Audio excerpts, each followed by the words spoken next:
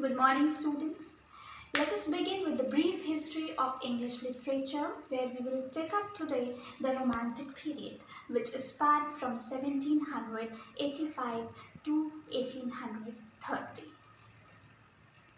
The period is known to begin either from 1785 or 1789 with the outbreak of French Revolution, or alternatively in 1798 with the publication of lyrical ballads by Wordsworth and Coleridge.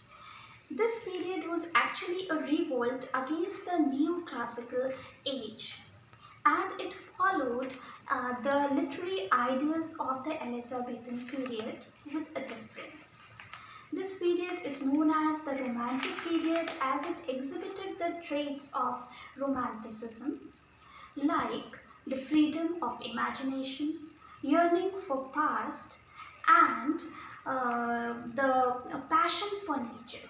All these major characteristics were exhibited in the poetry written during this period. So this period is known as the Romantic period. Now, the major writers of the period, in addition to Wordsworth and Coleridge, we have Robert Burns, William Blake, Lord Byron, P.B. Shelley, John Keats, Walter Savage Landor.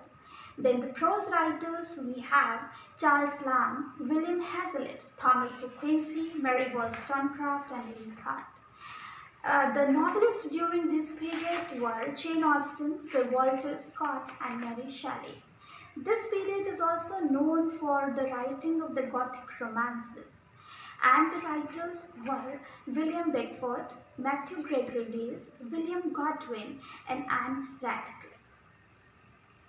Now we come to the Victorian period, which spans from 1832 with the passage of the first Reform Bill, or alternatively from 1837 with the accession of Queen Victoria on the throne of England, and it extended up to 1901 with the death of Queen Victoria in 1901.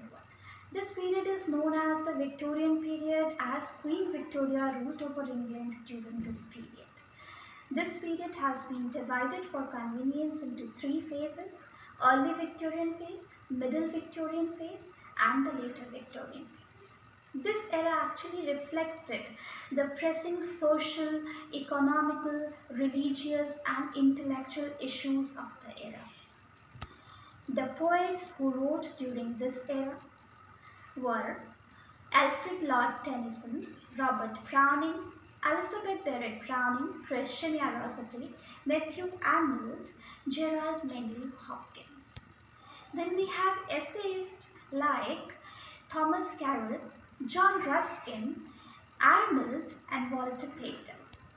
Coming to the novelists, we have the famous novelists like Charlotte Bronte, Emily Bronte, and Charles Dickens, William Makepeace Thackeray, Elizabeth Gaskell, George Eliot, George Meredith, Anthony Trollope, Thomas Hardy, and Samuel Butler.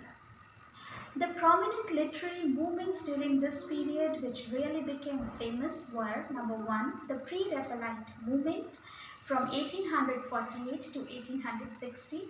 Then we have aesthetism, and then we have decadence also, which spanned from 1880 to 1901. In this way, we have briefly summarized the Victorian period, which spanned from 1832 to 1901 till the death of Queen Victoria in 1901. Thank you.